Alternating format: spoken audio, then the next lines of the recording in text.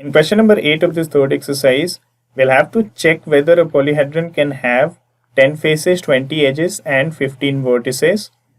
Now this we can check using the Euler's formula, as we all know that any polyhedron satisfies Euler's formula, which is given by the equation f plus v minus e is equal to 2, where from the equation we know that f represents the number of faces in the polyhedron, v represents the number of vertices in the polyhedron, and e represents the number of edges in the polyhedron.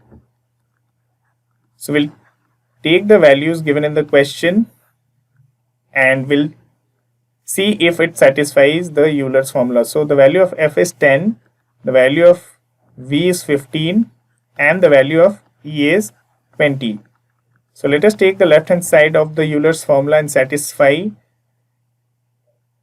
and we'll see that whether it satisfies with the values which are given here. So the left hand side of the Euler's formula is f plus v minus e, and let's substitute the values here.